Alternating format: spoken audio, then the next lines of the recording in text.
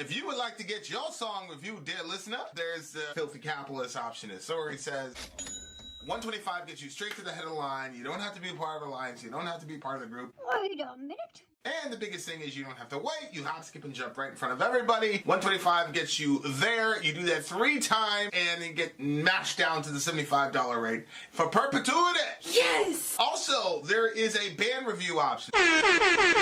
So if you've got a band and you're trying to get your band some exposure, hit me up at insori@gmail.com, and I'll show you the details about how to pull that off. You can also jump on Patreon, and there is a option on the tiers to be able to get your band reviewed. Yep. Obviously, we can't lie to you, so we can't guarantee a positive review.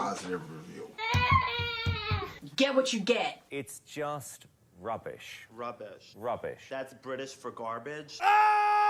My favorite is a community option. $1 at the gate gets you in at Patreon. You get to join an alliance. The alliance joins their points together, and that helps determine what songs that we do. The alliances hang out on Discord. Message me on Patreon to get the link. And they do all kinds of other cool things. They do Minecraft, Dungeons and Dragons. Yeah. It's really a community within the community. Anybody can go in the village, facebook.com/VillageXchange. There's 160,000+ people on the channel. What's cool about the Discord is that it offers a real opportunity for community connection, friendship, that type of thing. And it's on Discord, so if you're not a Facebook person, it's for you. You start off at $1. Right. Plus you get exclusives. Sori and I are working on a song. So the first 15 seconds of that was on Patreon. Also, at $15 tier and above, when we actually debut the video, they're going to be there live with us. There you are, dear listener. Buy our merch. Buy merch indeed. A Charles shall lead them. To buy our merch. Yes, dear listener. Yes, dear listener. Yes, dear listener. Bloodbath is the band. Vin and Sori are the hosts. Ways to the Grave. He wants us big and the video small. Is the song. It's a reaction. Let's check it out. So much.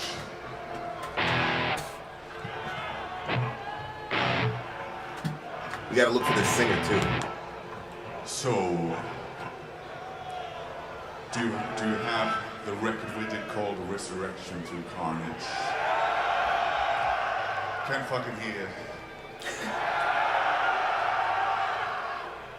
For this gig, if I ask you something and you're gonna reply, yeah, we require you do it in a death metal voice. So do you have the album?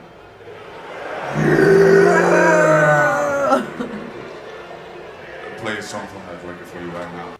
Who is the singer here? Is this a dude from Dream Theater? We continue. This one is called Ways to the Grave. Thank you very much.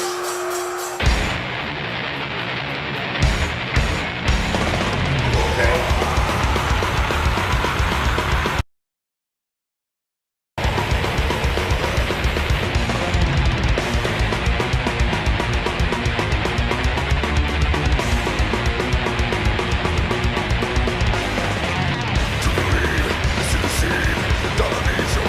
Memories, turn into lies, fill your eyes, the love to lay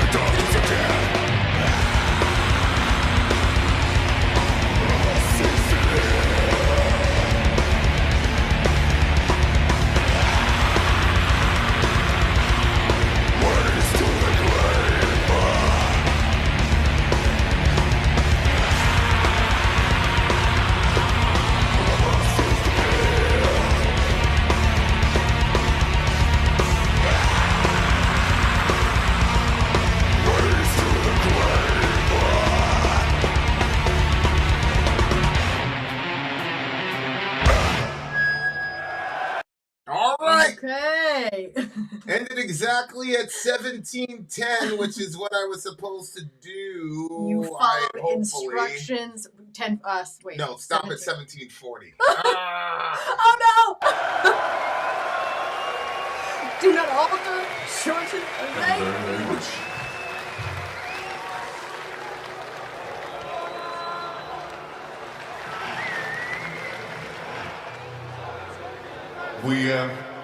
Bloodbath started as a drunken side project, and now it's turned into a death metal elite. All right. So that is... They started as a drunken side project and ended up in all that. Ways to the Grave. That was song numero uno. I'm Man, gonna you shrink. never can tell. I'm gonna shrink you, buddy, and put you over here. Right, Because because we're gonna bring you right we're back. gonna use you We're gonna again. bring you right back. Okay. Hasn't Michael claimed that he struggles with death vocals now because the recorded process was one of their albums? I do not know. So this is a dude. This is a dude from Opeth. Okay. Yeah, All right. that's your band. That's your band. This is my favorite song from him. Really,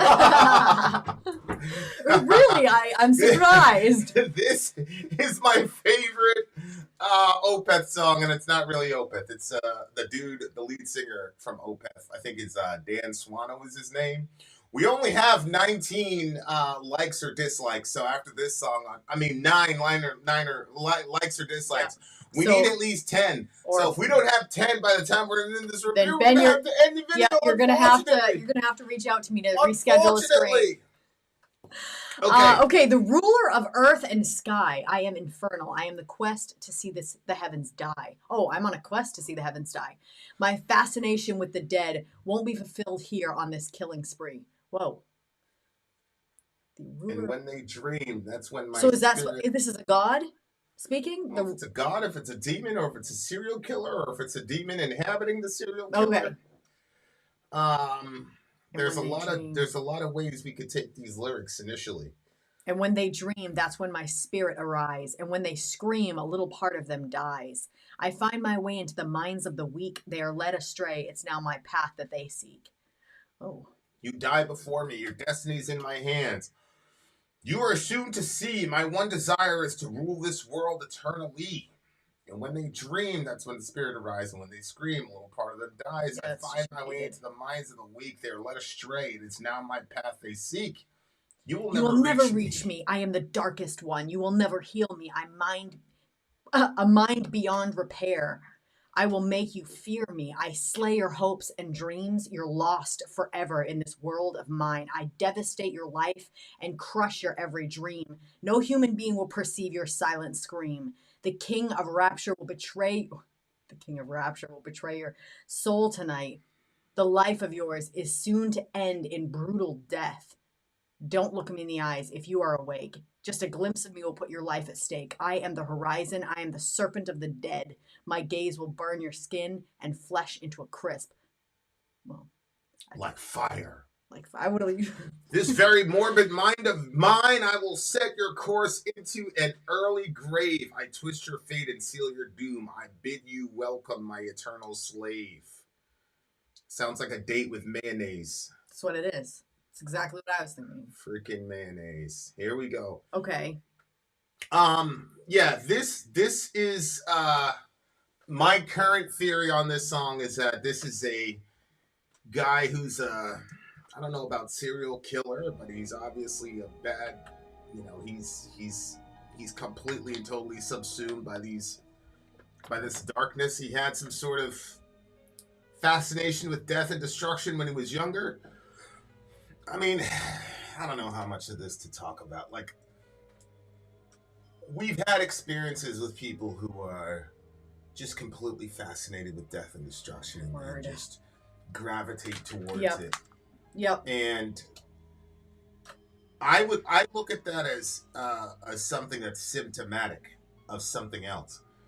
I was having a conversation with one of my close friends in the channel, and I was talking about how because we're so advanced now and we're so modern, we misdiagnose things. Yep. And so back in the day, you had both arms of health in your culture. You had your doctor, so if you had a physical ailment, he would look at you, ask you some questions, and realize that a lot of what's happening with the cough or the cold or whatever is a symptom of something else. And the doctor who went to school for 50 years, he was able to tell you what those symptoms meant and then how to deal with it on a physiological basis. But on the other hand, you also had the priest. Yep. And the priest would handle your spiritual maladies in very similar way that the doctor would handle your physical malady. You go to the priest, you tell him what's going on. Yeah. That's called confession. Yep. And then the priest said, this is what's at the root of it. And then the priest would say, do 10 Hail Marys or whatever to, and then you'd have your issue addressed. Oh my gosh. You know what's weird about that? Like when you go to the doctors and they just throw medication instead of figuring out what the problem is, same thing is happening in confession. Do, X amount of Hail Marys. That doesn't deal with the actual issue. That's just like a Band-Aid on top.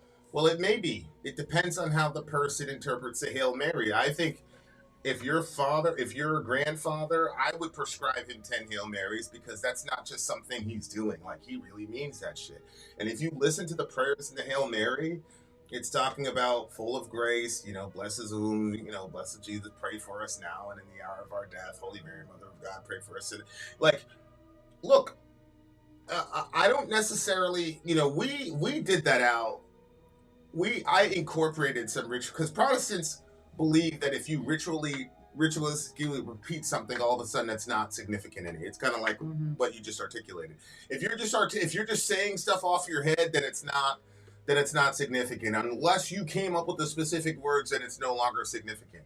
But that doesn't work, right? Because we've got the Pledge of Allegiance, and I still to this day get emotional when I'm standing with a group of people and we're doing the Pledge of Allegiance. I didn't write those lyrics. That's a ritual. We're restating somebody's words. And so I try to kind of incorporate it and experiment with it in a church context. And we started doing the Our Father. And it was very powerful. It really was. It was, so my point is, the priest, I forgot about what's that. fascinating about that analogy is to say, when you're, quote, confessing sin, you're not confessing that you're horrible and you're the worst person in the world.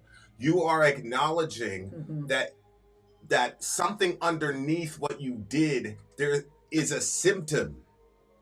So in the same way you go to a doctor and the doctor says, okay, you have a cough, you have a cold, okay, you have COVID. If we could look at our personal flaws as symptomatic of something. Yep. And say, okay, those are the symptoms. So if we could disassociate the moral sort of implications of what it means about you as a person, right? And say, okay, you have these kinds of thoughts that lead to these kinds of actions. I've seen this before. This is the problem. This is how we're going to deal with. This is the package of medicine for this particular spiritual malady.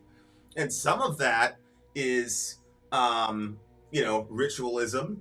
Whether it's the Eucharist or saying an Our Father, saying the Hail Mary. And some of it is real practical shit, like make amends with your brother or call your dad and tell him you're sorry that you shouldn't have said that, yada, yada, yada, yada, yada. So when I look at this, I go, okay, this is a guy who is obviously symptomatic, right? He's got these violent ideas and he's constantly obsessed with looking at death and destruction and all that other stuff. And once you do that, it's over with. Because once you really buy into that shit, man, you got a lot of problems. Let me see if I can find these. It's a lot of work to get out of that mindset. Find these lyrics. Go ahead, what were you saying? Well, I wouldn't say it's over with. I think that what you mean by that is you're in a really, really bad spot. There is coming back from it. But it takes intentionality. And I think that that's sort of the difference between the ritualistic prayers that become just like murmurs because you're just saying something and you don't even focus on what you're saying anymore. It's just like, you're just saying words. And that it's the difference between that and, like you said, my grandfather saying the Hail Mary, because when he's saying it, he's going to put that intention of what is being said. Oh, I see. And what you mean behind it. And I think the same thing is true. If you're this person that's gotten yourself so dark that you want to look at the face of death and you love to look at the face of death, then there is a path out of that, obviously, through Christ, but it is intentionality, and you have to be intentionally trying to find the face of God rather than the face of death. The other thing too is that there seems to be a real desire among other people for power, especially people who are drawn to darkness. There seems to be this real almost exchange, like I will exchange my soul for power type of idea. And it's a sort of, the mythological, I would rather rule in hell than serve in heaven type idea. Yeah. That from a biblical perspective is not true. The devil is not the ruler of hell. No. Actually, according to the Bible, Jesus is the ruler of hell. Mm-hmm. Jesus is such a gangster that he's portrayed as showing up at the gates of Hades and snatching the keys, which is basically the title deed to the ownership of that realm, snatching it from the devil and saying, "What's good? What you want?" "Nothing. I didn't think so." And he goes up and he says, "I hold the keys of death and Hades." You want to talk about somebody who's like really trolling their ops? You can't get worse than Jesus trolling his ops. Yeah. You can't get worse than that. I think the other thing too is that I've seen like a few people that are like at that depths of darkness where they like want to see the face, and they think that they're like super powerful, but nobody, around the people really took them very seriously.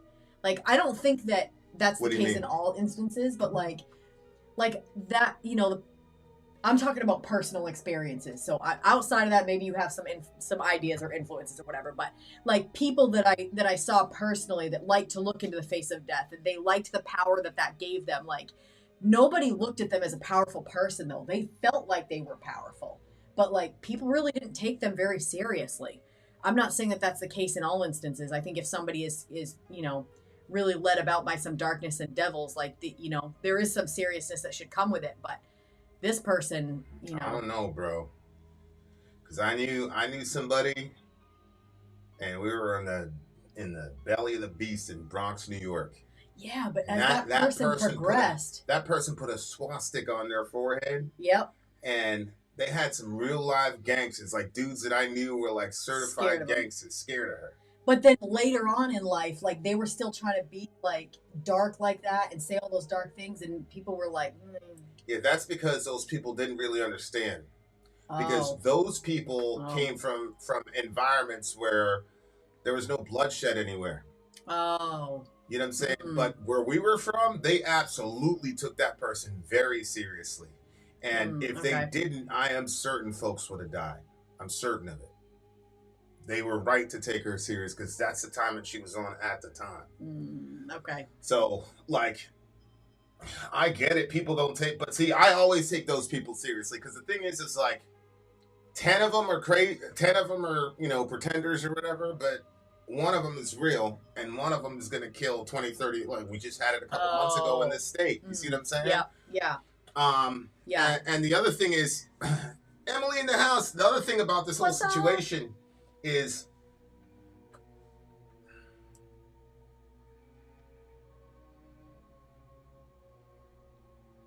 there are two moments in the life of a human being when you feel almost godlike.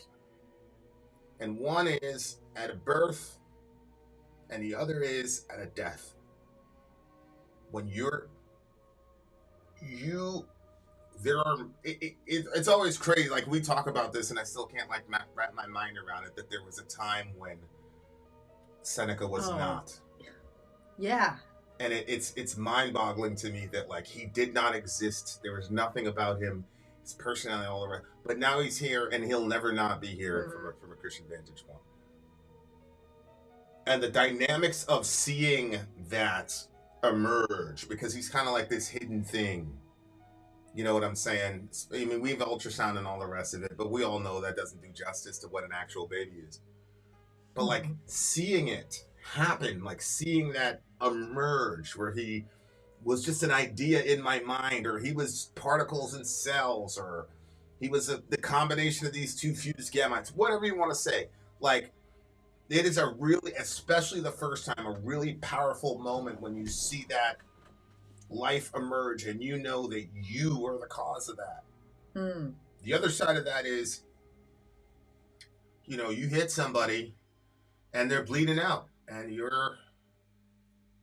that's a crazy, the sense of like the divine sort of power that this person's life is in your hands, and you are deciding that it's over for that person. That you're never more like God and less like God in that moment. That's a so crazy when he line. says, "You die before me, your destiny is in my hands, you're soon to see my own desires to rule eternally," there is the connection. What is the connection between one person being killed and like ruling the world? Like, those two don't seem to be very connected, but they are connected, because there's that Jewish proverb that says, if you've killed one person, it's as if you've killed the whole world. And if you've saved one person, it's as if you've saved the whole world. And so when you kill a person, that power that you feel, that's one of those like really unspoken parts of the whole situation, which is one of the main reasons that dudes come back and they're extremely traumatized by the shit that they did. Aside from the moral ramifications of, oh my God, I killed a person, there's also the unspeakable part of it, which is you felt like God, and there was like a rush when you had this ultimate decision over this person's life, which is obviously an epistemically impossible thing to reconcile within yourself, and a lot of people can't deal with that tension, and so they you know, they take their own lives. But it's a hell of a thing, man, when you send people, and I've known a lot of dudes, like the first time they were issued a service pistol or whatever, like, it's a common thing. Dudes will take it out, load it, and put it to their head, because they're like really trying to figure out, like, yo, really, I have this massive power to affect, you know, another. It's a big thing. There's a lot of shit people don't talk about. But like, that dynamic is one of them. It is a major one, you know. And when you look at the backgrounds of the people that sign up for combat MOSs, it's really it's a whole thing. But my point is, like, this song is crazy to me because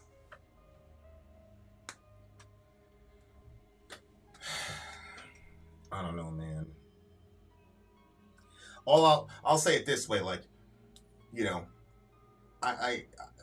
you research on what these Chicago kids were doing and the kind of things that they were doing, and they were, you know, you had kids, 17, 16, 17-year-old kids, shoot somebody, drop them, and then stand over them and pump a bunch of bullets into them. People are like, yo, man, those people are sick, blah, blah, blah, blah, blah. But then I'm like, I remember specifically celebrating people that did that, just in a different different context. So it's like, this context, it's okay because our country has sanctioned it. So it's okay that you hit that dude and paralyzed him, and now you stood over him and shot him in the face 9 times. Now you're like, oh wow, you did your job. Yeah. But then this same person does it over here. It's the end of it. Like, especially. Go ahead. Yeah, and then they say these kids are sick, they're horrible, blah, blah, blah, blah, blah, blah. And of course they're sick and horrible, but they're sons of America, man. Yeah. Like, this shit is not, you know, so. Yeah. And that's why, like, one of the things about, like, the gun culture in this country, like, that's one of the things that people from outside this culture don't understand. It's like, it's not like the guns in Australia where, like, there was a mass shooter and then the Australian government just went and took everybody's guns, and then unless you're in the outback or something, you can't get a gun. Like, that is not how Americans are taught to look at guns. The gun is a symbol of the freedom and the ultimate power you have as an individual American, so that you cannot be oppressed by your government. And prior to that, all of human history was the government was essentially the stand-in for God.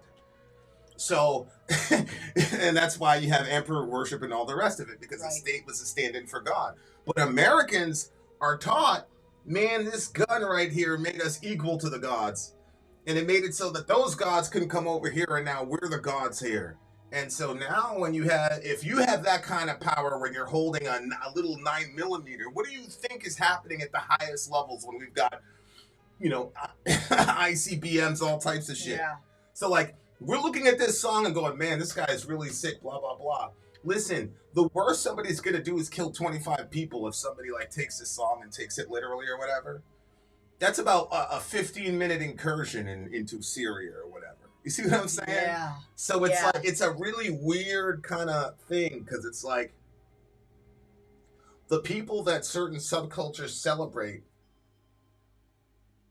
if you phrase it in just a little bit of a different circumstance, it looks terrifying and horrible. And yet, you got dudes walking around with ribbons and shit for doing shit just like this, and feeling that sense of I'm God in this moment, and knowing that you were not righteous when you were killing that dude, like you were playing God, but then everybody else is celebrating you for doing this shit. Man, I was listening to this thing where it was like talking about how I think it was Christopher Columbus, I guess, when he was writing about what color the ocean was, he called it like wine, like he compared it to the color of burgundy, like wine. And it was just like, but it was talking about like perspectives, I think, like throughout time and history and stuff, and how we see things, and we see these things a certain way because of when we've come up. And like that situation, what you're just talking about, you've got in one context, something is okay and is celebrated. In another context, it's like looked at as like this horrible thing that just happened, like what just happened. And it's like, it just kind of makes you, I was thinking, because after they were talking about that, they put up a picture of a bunch of different people. And I was looking at all the different people, and I was thinking like, yeah, like as history progresses, like at the end of the day, all we are is people from the start of our lives till the end of it. And we all have our opinions and our thoughts, and we base our opinions and our thoughts based off of the experiences we have. If something happens to us as a kid, then we think something else is really horrible. If this doesn't happen to us, then we're going to overlook it over there. But like at the end of the day, we create standards within ourselves, and we assume that we're right. And we'll tell people, you're right, this is good. Who are you? Who are you to tell the person in the one context that what they did is good and give them a ribbon, while judging the one in the other context? And just, I don't know, like that, it was a crazy thought to be like, why do we care so much about what anybody else has to say about anything when everybody's basing their opinion in the same stuff? Like we have to have our opinions grounded and based in truth and reality, not in the opinions and thoughts of everybody else around us. Like, but yeah, that's just an example, like with the death things. I would have liked to have heard this song at the studio side first before the live side, just because like some of the instrumentation and the metal got lost in translation. I think Probably. Like I could tell that it was a heavy song. And I think black metal is my favorite genre, but I think death metal, especially when death metal like decides to get really, really heavy, is probably in my top 3. Mm-hmm. So I wanted, it was still like impossible not to move, but I wish, because here's the thing, like when I hear a live song, but I've heard a recorded song, your mind kind of fills in the difference and makes up the blends, and then you have expectations for when the breakdown's going to come and things like that. So your mind kind of does some sort of amalgamation or synthesis of the live along with what you've heard in the recording. But if you only have the live, it's not that. I thought they did a great job live, but I would have really, when I heard death metal today, I'm like, yes, I'm going to be sweaty at the end of these reviews, which is great. The song was still heavy. 9.1 for me. I did think that it played pretty clearly. I see what you're saying, where I do think that stuff was also lost. But I also was like, semi-impressed with the way that the sound came across. It seemed pretty clear. It didn't sound like, a live show can sound like the sound is very lost. How fucking pretty you are on this camera right now. Well, thank you. It's so funny to kind, me. Sir. It's so funny to me. Like, I saw you like do your little eyelash thing or whatever. It's not a lot of makeup, guys, and it's literally like just a light here. Like it's so funny to me how fucking pretty you are. Okay, 9.1. I'm gonna give it a solid 9. Solid 9. All right, there, listener. We are going